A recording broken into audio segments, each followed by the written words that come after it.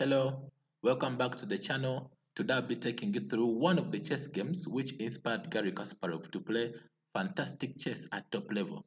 So before becoming world chess champion, Kasparov read so many chess books of great players like the third world chess champion Jose Raul Capablanca, who became the world champion in 1921, and also read books of the second world chess champion Emanuel Lasker, who reigned for 27 years from 1894 to 1921 and was later dethroned by Capablanca in 1921.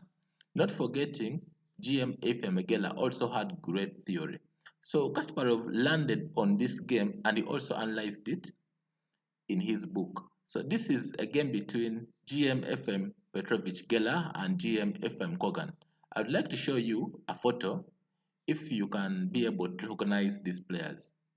So in this photo, you can see it has the full Russian team from the Soviet. In this photo, you can see we have Mikhail Tal there, we have Karpov, Anatoly, we have Garry Kasparov, and even the team captain of the Russian team by then, GM Efim Kogan. So I would like to give you a brief about GM Efim Kogan. So Efim Kogan is a Russian and he was born on 8th March 1925 and his last day on this planet was 17th November 1998. So he was a Soviet chess player and a world-class grandmaster. At his peak, he won the Soviet championship twice in 1955 and 1979. And he was also a candidate of the world championship on 6 times. He won 4 Ukrainian championship titles in 1950s. And also GM Efim Kogan was also coach to world champions like Boris Spassky and Anatoly Karpov. And also not forgetting that GM Efim Kogan was also an author. Ladies and gentlemen, let's dive right into this game. This is a very complex and complicated game. So I would like you to sit back, relax. We are going to dissect it accordingly so that we put it to simple understanding. In this game, GM Efim Kogan is in the white pieces and GM Efim Kogan is in the black pieces. The game began with E4, C5, the Sicilian defense, Knight F3, D6. And after D4, the main line, C takes D4. So in the modern theory, we always go ahead and take this pawn with the knight. But GM Efim Kogan played Queen takes D4, called the Chekhov Sicilian, because we are anticipating that in case the knight comes to C6, we can immediately go and pin that piece on C6. So after knight C6, bishop D5, bishop D7, and pinning, bishop takes C6, bishop takes C6. And in this position, in the modern day, majority of the players would wish to play a c4. This is a dream come true for all players who want to play against the Sicilian. They would like to bind their pawns. But Efim Kogan played knight c3. After knight f6, attacking the pawn which is in the center. Bishop g5, just developing a piece. After e6, but in this position, Efim Kogan had a secret recipe he had prepared for the game. So he played short castling. After bishop e7, rook a d1, short castling. So in case of if bishop takes knight, black will take with the pawn so that the bishop remains here to protect the pawn. So that's why Efim Kogan just played rook fe1, just centralizing the pieces in the center. After queen c7, h3, trying to avoid the knight jumps in the future. Rook fd8, then knight h2. Planning to plank the knight on g4. So in this position, black played b5, harass the knight which is on c3. So Kogan played rook d3, playing a rook lift so that the rook can come and create, the rook can come either on f3 or g3 and can try to put pressure on the king side. So after f5, Kogan played rook f3. So black didn't know what white had prepared for them. In this position, black played b4, and Geller went ahead to play rook takes f6. So we are going to look at what happens if black takes this rook in all ways. Let's see. If black takes this rook with the pawn, that is g takes f6, then here Geller had a tactic he was planning. He was planning to play knight g4. After f takes g5, knight h6 check. After king f8, queen h8, checkmate. Let's go back. In this position, in case bishop takes f6, Geller had in mind bishop takes f6, g takes f6, knight e2, queen e3.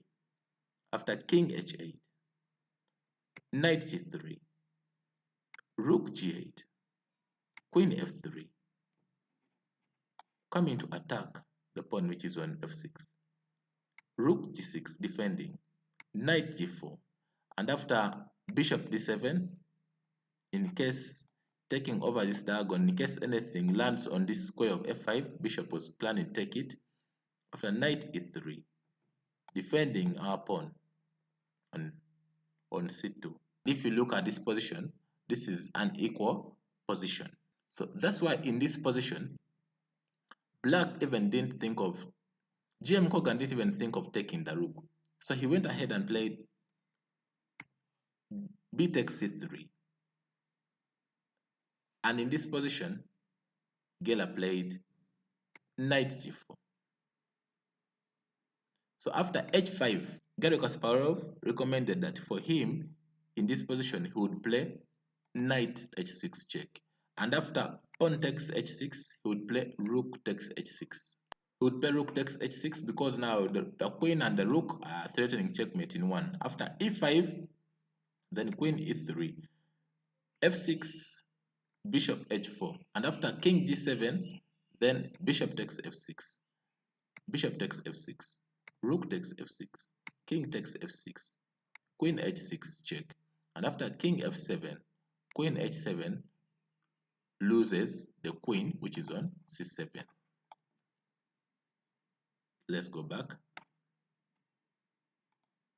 In this position, after h5, GM Geller played bishop h6.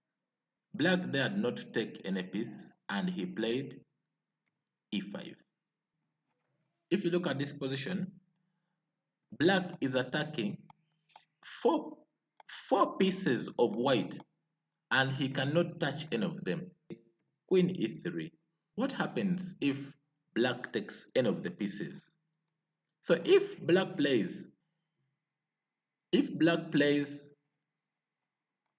pawn takes rook, then white can play queen f3, attacking the pawn which is on f6 with knight and rook.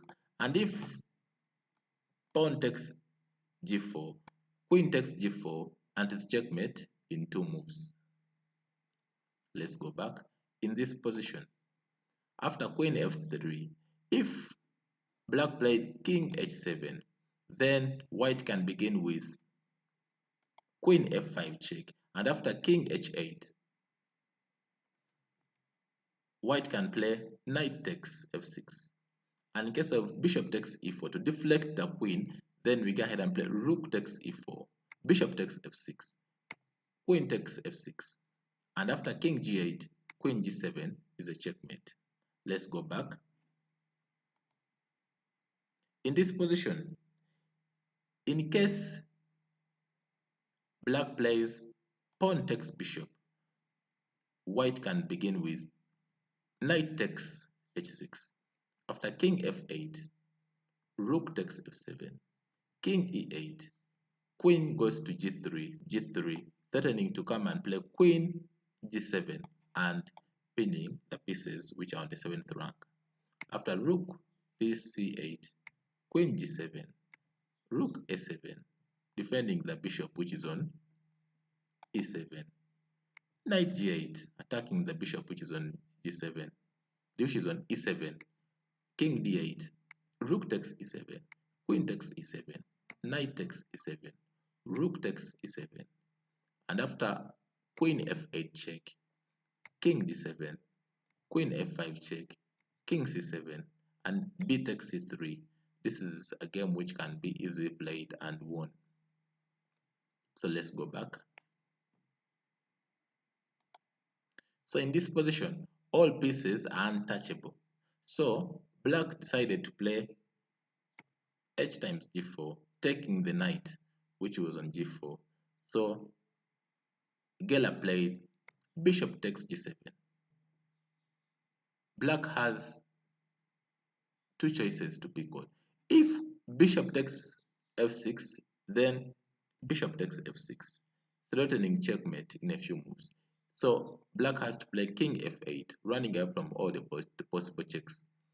Queen h6 check, and after king e8, there's a potential drawing sequence after queen g7. If c takes b2, then queen g8 check, king d7, queen takes g4, queen e8, and queen g8. That's a possible draw in the position. Let's go back. Black played king takes g7, and Geller unleashed his secret by playing queen h6 check. After king g8, he played rook f5, planning to come and play rook h5 and threaten checkmate in one by the queen. So after bishop e8, strong move in the position, rook h5, f6. Now the bishop is attacking the rook. Let's go ahead and play queen h8.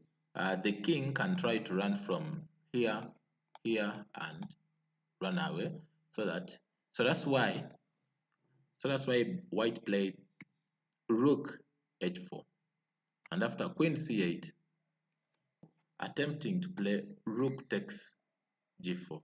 So black played queen c8, defending that's the pawn and willing to sacrifice the queen in case rook takes. Queen h8 check. After king f7, rook h7 check, king e6, queen e7, threatening to take the bishop in one move.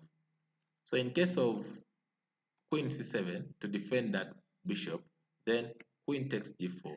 After f5, queen takes f5 is a checkmate. That's why in this position, black played king d7, giving back the material. After rook e3, adding more pieces in the attack. So c takes b2, to become queen in the next move. Queen takes e7. After king c6, rook c3, king b6. After rook takes c8, pawn b1, graduating into a queen. After king h2, rook d7. You can't even take the rook which is on c8 because this rook has to watch over the pawn which is on d6. So that's why you are supposed to pick this rook using the other rook by playing rook takes c8. And after rook takes c8, you can end up losing the queen which is on b1 after queen b7 check, after king c5, queen d5 check, king b4, b7 check, after king f4, rook takes b1, and you lose the queen and the game. Let's go back. So in this position, that's why black played rook d7, queen takes e8. After rook takes h7, queen c6, and after king a7, the checkmate looming. After rook takes a8 is checkmate. Thank you so much for watching, and I hope the game has been fantastic. You can take on this game and win games in your other tournaments and competitions. Good luck.